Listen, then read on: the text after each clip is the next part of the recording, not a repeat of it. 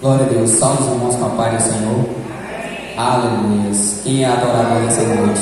Está fraco. Quem é adorador nessa noite? Glória a Deus. Está fraco. Quem é adorador nessa noite? Glória a Aleluia. Bendito és o nome do Senhor.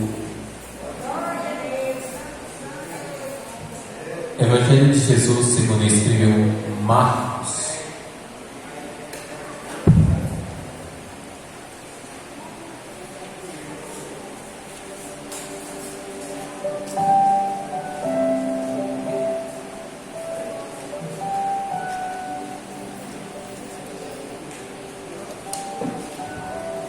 Evangelho de Jesus segundo escreveu Marcos, capítulo de número 5, versículo de número 36.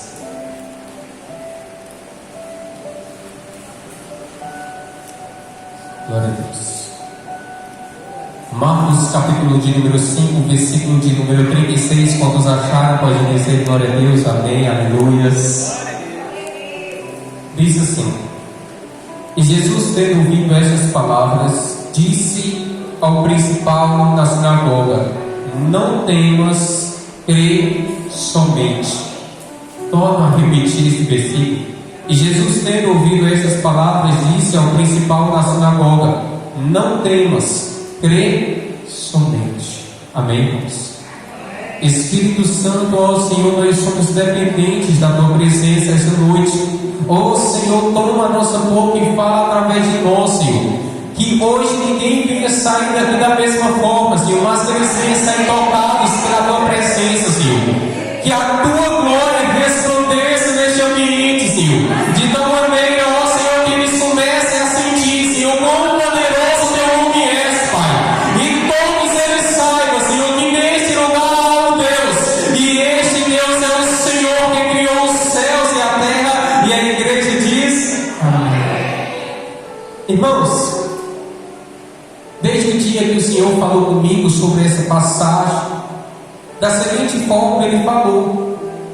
Perceba o que Jesus ele disse a Jairo: Não temas, crê somente. Só que Jesus ele pede para que Jairo ele creia em meio a uma situação complicada. Jesus ele pede para Jairo crer em uma situação inusitada, porque Jairo tinha acabado de receber a notícia que a sua filha tinha morrido, que a sua filha tinha vindo a óbito. Só que Jesus ele prefere olhar para Jairo e dizer: Não temas, crê somente. Por quê? Porque Jesus ele sabia o que ia fazer. Então muitas vezes em nossa vida nós temos que crer independente de notícias ruins. Independente de coisas ruins, nós temos que continuar crendo, porque quem dá a ordem é o Senhor, quem decide é o Senhor, quem confirma é o Senhor. Então o Senhor ele estava dizendo aqui a Jairo: Olha, não temas, não tem para que temer, não tem para que ter medo, creia somente, tenha fé. E Jairo então ele começou novamente a ter ânimo dentro dele, porque se ele tinha ouvido do maligno uma notícia ruim, ele ouviu do próprio Cristo uma notícia salvadora. Glória a Deus, irmãos. Começa a ser interessante, justamente como o Lucas falou.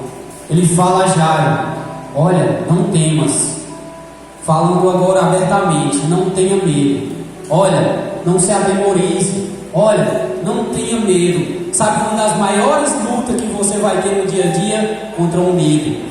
Vai ser contra um medo. Uma das suas maiores lutas vai ser contra um medo. Que medo? Seja medo na área da família, seja medo na sua própria mente, seja medo de situações, de problemas, de circunstâncias que acontecerão. Eis aí a única coisa que pode parar a sua fé. Eis aí a única coisa que pode anular a sua fé, que pode anular a sua confiança em Deus, o que é o medo.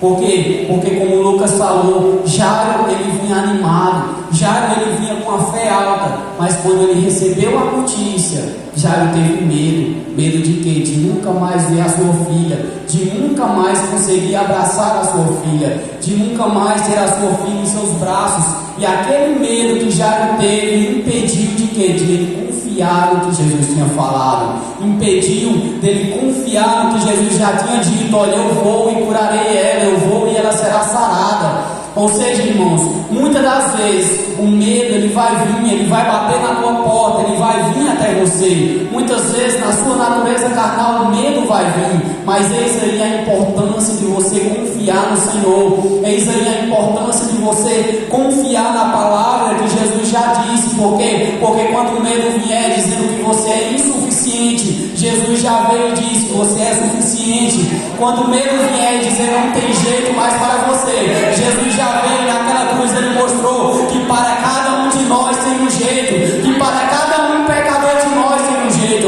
Quando o medo vier dizer a sua família será destruída, a sua família será acabada, você olha para a palavra e a palavra diz: diga que a sua família, eu e a minha casa serviremos ao Senhor, eu e a minha família serviremos ao Senhor. Eis aí a questão, irmãos, o medo sempre vai vir, mas eis aí a solução: sempre combater o medo com a palavra. Irmãos, aprenda uma coisa: toda vez que você está em Cristo, o medo ele sai de você e entra então a fé. Toda vez que você permanece em Cristo, que vai habitar em você a confiança do Senhor, você vai começar a andar de cabeça erguida, você vai começar a andar e entender que quando você anda, você dá pisadas como de fogo, e logo seus inimigos, ou seja, os demônios, começam a bater em retirada. Só que tem uma diferença: a diferença é que Satanás ele sempre vai fazer com que notícias ruins cheguem até você. Satanás ele sempre vai dar um jeito de querer colocar dúvida em seu coração, querer colocar medo em seu coração, exatamente porque isso vai fazer com que você perca a confiança no Senhor. E todo aquele que recua na fé desagrada ao Senhor, não agrada ao Senhor, mas todos aqueles que permanecem firmes na fé, esses são aqueles que agradam ao Senhor. Ou seja, independente da situação que viva, como já foi falado até mesmo do próprio Jó, independente do que ele perca, independente do que ele venha a perder, e permanecer adorando ao Senhor, independente da situação, para que vocês venham entender melhor o que eu falo de vocês. Ainda que você perca tudo ao seu redor, mas quando você determina confiança no Senhor, você vai olhar para cima e vai continuar adorando ao Senhor, envergonhando ao diabo. Aí está a diferença. Quando você perde pai, mãe, filho, filha, amigos, quando você perde tudo, mas quando sua confiança está depositada na palavra de Deus, independente do que aconteça, você vai entender: eu não saio mais dos pés do Senhor Jesus, eu não saio mais dos pés daquele que me tirou do mundo e me salvou, morrendo em uma cruz, sangrando em uma cruz. Eu não largo mais ele. Olha, independente do que aconteça, novamente eu repito, independente do que aconteça, a cruz continuará sendo levada, a cruz continuará sendo levada, é perdendo, é renunciando, mas é levando a cruz, aquela mesma cruz que fará com que você chegue diante do Senhor e possa ouvir da parte dele: entra bendito de meu Pai, entra bendito de meu Pai, porque o reino te espera. Irmãos, começa a ser interessante, porque quando nós viramos discípulos de Jesus, quando nós estamos aprendendo com eles, muitas vezes vai vir tempestade, muitas vezes vai vir problemas. Bíblia, o próprio Pedro desce do barco e Jesus estava andando sobre as águas.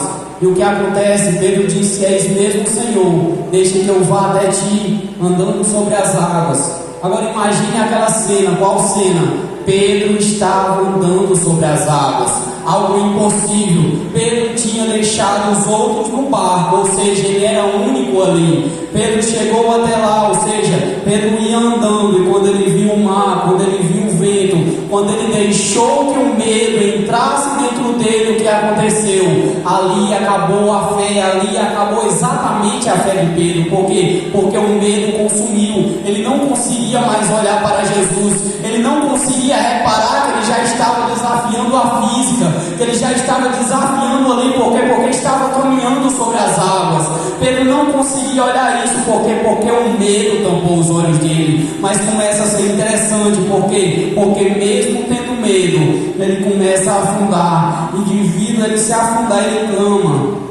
Mesmo tendo medo, ele chama por Jesus. mesmo se afundando, ele diz: Senhor, ajuda-me, Senhor, me socorre. E Jesus estende a mão sobre Pedro. E começa a ser mais interessante, sabe por quê? Porque Pedro ali estava se afundando. Jesus olha para ele e diz: não tendes fé, homem. Mas muitos podem dizer: mas Júnior, Pedro estava com medo, Pedro estava ali afundando e Jesus repreendeu ele. Jesus olhou para Pedro e disse: Pedro, não tendes fé, Pedro não confiou em mim. Não, era Jesus olhando ali e dizendo: olha, eu estou te repreendendo, mas eu estou segurando na mão de você para que não afunde. Era Jesus olhando para Pedro e dizendo o quê? Olha, Pedro, eu estou segurado na tua mão, eu não estou te exortando, eu estou te ensinando, Pedro. Eu estou te ensinando que se você olhar para mim não vai afundar, que se você olhar para mim você não vai voltar a afundar. O que é isso? Era naquela circunstância, naquele problema, Jesus olhando para Pedro e dizendo: olha, tem que confiar em mim, tem que ter fé, Pedro. Irmãos, olha que interessante. Enquanto Pedro estava olhando para Jesus, ele estava andando sobre as águas.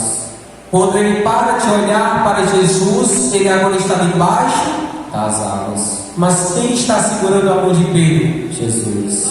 Independente daquele momento, Jesus ainda estava ensinando a Pedro: eu estou te repreendendo, mas até a minha repreensão é para te ajudar. Eu estou te repreendendo, mas até mesmo a minha repreensão é pelo amor que eu tenho por ti, para que você compreenda que independente de onde você esteja, a minha mão ainda está com você. Olha só, irmãos, que poderosa é essa palavra. Independente de onde Pedro estava, ainda que fosse debaixo das águas, Jesus estava segurando a mão de Pedro para ensinar. É assim, por causa de onde você está, por causa que você perdeu a fé, estou ainda te segurando para te ensinar que você tem que olhar para mim, porque enquanto você olha para mim, você anda sobre as águas, anda sobre os problemas, anda sobre qualquer maré. Mas a partir do momento em que você para de olhar para o Senhor, então você começa a desmoronar. Ainda está a diferença, continue olhando para o Senhor, independente da situação. Quando você foca no Senhor, você vai entender que as pedradas elas vão vir, só que você está com foco. Tem um foco em sua vida, tem uma determinação em sua vida, porque quando a tua determinação é Cristo, palavra nenhuma vai te desviar. Quando a tua determinação é Cristo, atitude nenhuma vai te desviar. Quando a tua determinação é Cristo, ainda que se levante tudo contrário contra você, você vai entender: se o Senhor é por nós, quem será contra nós? Irmãos, começa a ser interessante, independente do problema, da situação. Eis aí a lição dessa palavra: nunca pare de olhar para o Senhor Jesus, nunca pare de olhar para o foco que é a palavra. Eis aí, biblicamente, Bíblia, vamos, Paulo e Silas estavam onde, Lucas? Na prisão. Enquanto eles estavam na prisão, eles reclamavam? Não. Faziam o quê? Cantavam e oravam. Enquanto eles cantavam e oravam, começa a ser interessante, sabe por quê? Porque a própria Bíblia vai dizer que os presos que estavam lá dentro, eles olhavam, eles ouviam, eles cantando e orando. O que era aquilo? Eram os presos olhando e dizendo: eles apanharam, eles foram chicoteados, mas não deixaram de engrandecer. Olha, eles oraram, eles clamaram, olha, fizeram o que puderam com eles, mas a adoração dele é independente de onde eles estão. O que é isso? Não importa como cada um de vocês chegou aqui hoje, se chegou com problema, se chegou com situação, coloque o problema que a situação aqui adora ao Senhor, exalte ao Senhor. Por quê?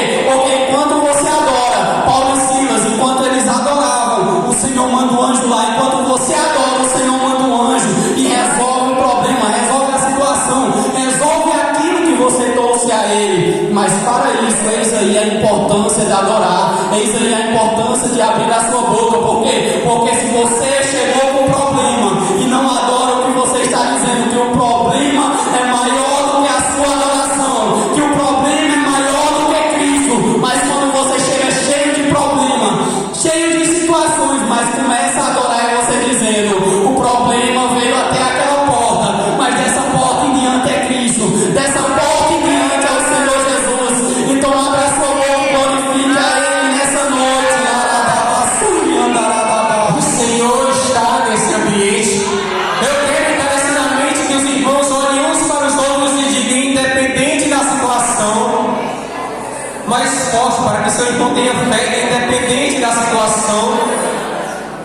continue adorando. Não olhe de novo, independente da situação. Continue adorando ao Senhor. Tem seu coração, louve seu coração. Eu vou adorar, simplesmente adorar.